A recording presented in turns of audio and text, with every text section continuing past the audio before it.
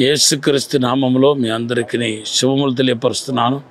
కన్యక Mary యేసుప్రభు యొక్క జన్మ నిమిత్తం తన యొక్క గర్భంలో పరిశుద్ధాత్మ దేవుడి ద్వారా జన్మించబోతున్న విషయాన్ని ప్రవచన రూపంలో ప్రవచనాలుగా గబ్రియల్ దూత వచ్చి మేరీతో చెప్పిన ఈ స్థలంలో మనం ఉన్నాం. ఈరోజు ప్రాముఖ్యంగా నేను చెప్పదన్నది ఏంటంటే ప్రవచనం. దేవుడు ఎవరినైతే వాడుకుంటాడో ఆ వాడుకుంటున్న వ్యక్తి ప్రవచనాత్మతో నింపబడతాడు. ఆ క్రమంలోనే దేవదూత మరియాకు వచ్చి ప్రవచనం చెప్పటాన్ని, యేసుక్రీస్తు యొక్క జన్మాని గురించి ప్రవచనం చెప్పటాన్ని మన లూకా సువార్త 1వ అధ్యాయం 32 నుండి 34 వచనంలో మనం చదువుతున్నాం. ప్రవచనం అంటే జరగబోతున్న వాటిని ముందుగా తెలియపరచడమే ప్రవచనం. ప్రాఫెసీ అనే మాటకు ప్రొపటైసో అనే గ్రీక్ వర్డ్ వాడుతున్నారు. ఈ గ్రీక్ వర్డ్ ఒక అర్థం ఏంటంటే, ప్రాపటైసో అనే మాటకు అర్థం ఏంటంటే జరగబోతున్న వాటిని ముందుగా తెలియపరచడం. గబ్రియల్ దూత జరగబోతున్న వాటిని ముందుగా తెలియపరచడాన్ని మనము పరిశుద్ధ గ్రంథంలో చూస్తున్నాం. తర్వాత యోసేపు దగ్గర కూడా జరగబోతున్న వాటిని ముందుగా తెలియపరుస్తుంది. ఏ రోజు పిల్లల్ని చంపబోతున్నాడు కనుక ఆ బిడ్డను తీసుకుని ఐగుప్తు దేశానికి పారిపోని ఇదే నాసరేతు పట్టణంలో చెప్పినట్టుగా మనం పరిశుద్ధ గ్రంథంలో చూస్తున్నాం. మరలా ఐగుప్తు దేశానికి వెళ్ళిన తర్వాత ఏ రోజు చనిపోయిన తర్వాత మరలా దేవదూత వచ్చి ఏ రోజు చనిపోయాడు మరలా మీరు నాసరేతుకి వెళ్ళిపోండి అని చెప్పి జరగబోతున్న విషయాన్ని మనం ముందుగా మరి దేవదూత వచ్చి చెప్పటాన్ని మనం చూస్తున్నాం. ఈరోజు ఆ దేవదూతల గబ్రియల్కు ఇవ్వబడిన అదే ప్రవచన ఆత్మపురులైన ప్రతి ఒక్కరికి, దేవుని ఆత్మ కలిగిన ప్రతి ఒక్కరికి ఇవ్వబడి ఉంది.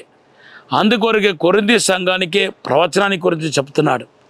ఈరోజు మీరందరూ ఒక ప్రవచన దూతలుగా, ప్రవచనాత్మతో నిండిన దూతలుగా ఉండాలనేది దేవుని యొక్క ఉద్దేశం. మీరు ప్రవచన వరం అంటే ఏంటో, ప్రవచనం అంటే ఏంటో తెలుసుకుంటే ఇప్పుడు నుండే మీరు గబ్రియల్ దూతలాగా మీరు ప్రవచనం చెప్పడానికి ప్రారంభిస్తారు. ప్రవచనంలో మొదటి మెట్టు ఏంటంటే యేసును గురించిన సాక్ష్యం. ప్రకటన గ్రంథం 19వ అధ్యాయం 10వ వచనంలో యేసును గురించిన సాక్ష్యం ప్రవచనానుసారమని రాయబడి ఉంది. మొదటిగా యేసుక్రీస్తు గురించి మీరు ప్రవచనం చెప్పడానికి ప్రారంభించాలి. ఎలాగంటే యేసు ఒక దివ్య స్వభావాన్ని గురించి, యేసు ఒక మంచితనాన్ని గురించి, ఆ వ్యక్తి ఎడల దేవుడు ఎంతగా మరి చనువు చూపిస్తున్నాడో, ఎంతగా ఆయన మమత చూపిస్తున్నాడో, ప్రేమిస్తున్నాడో, ఈ విషయాలన్నిటినీ మీరు దేవుని యొక్క ఆత్మ మీకు ప్రేరేపణ కొలది మాట్లాడవచ్చు అన్నమాట. ఇప్పుడు మిమ్మల్ని చూసి యేసు నిన్ను ప్రేమిస్తున్నాడు, యేసు నిన్ను విడిచిపెట్టేశాడేమో నువ్వు అనుకుంటున్నావు. యేసు నిన్ను విడిచిపెట్టలేదు, సదాకాలం నీకు తోడుగా ఉంటాడు, నిన్ను ప్రేమిస్తున్నాడు, నిన్ను లేవనెత్తుతున్నాడని నేను యేసును గురించిన సాక్ష్యం ఇస్తే అది ఖచ్చితంగా వింటున్న వాళ్ళకి ప్రవచనముగా అనిపిస్తాయి. గబ్రియల్ దూత కూడా అదే వచ్చి చెప్పింది. యేసు గురించిన సాక్ష్యం ప్రవచనానుసారం, ఇదే బేసిక్ ప్రాఫెసీ అంటారు. తర్వాత దీనిలో కొద్ది దాంట్లో మీరు నమ్మకంగా ఉంటే అప్పుడు మీలో ఉన్న పరిశుద్ధాత్మ దేవుడు ఏం చేస్తాడంటే వరముగా క్రియ చేయడానికి ప్రారంభిస్తాడు. పరిశుద్ధాత్మ 9 వరాల్లో ఒక వరం ఏదంటే ప్రవచన వరం. ఈ వరము దేవుని బిడ్డలారా 7 భాగాలుగా ఒక మనిషిలో క్రియ చేయటం ప్రారంభిస్తాయన్నమాట. జరగబోతున్న వాటన్నిటి గురించి దేవుని యొక్క ఆత్మ ప్రేరేపణ చెప్పున మాట్లాడటం జరుగుతాయి. సో ఇది రెండవది అన్నమాట. మూడవది వచ్చేసరికి the spirit of prophecy. Everyone can prophecy అని రాయబడింది. ప్రతి ఒక్కరూ ప్రవచనం చెప్పవచ్చు అన్నమాట. మన ప్రభుత్వం జీవించకూడదు, దేవుని యొక్క ఆత్మతో నింపబడకూడదు, మనము యేసు ప్రభుతో సహవాసం చేయకూడదు, దేవుని ఆత్మతో మనం కనెక్ట్ అవ్వకూడదు. ఏమవుతాయంటే మన ఆత్మ ప్రవచనాత్మగా రూపాంతరం చెందుతాయన్నమాట. సో మనం నడిచినా కూర్చున్నా మన నోటిండి వచ్చేదంతా ప్రవచనాత్మకమైన మాటలు ఉంటాయి. ఈరోజు కూడా నేను నడుస్తూ వెళ్తున్నప్పుడు ఒక సేవకుని చూసి చెప్పాను, నువ్వు ఆస్ట్రేలియాలో దేవుని సేవ చేయబోతున్నావని చెప్పాను.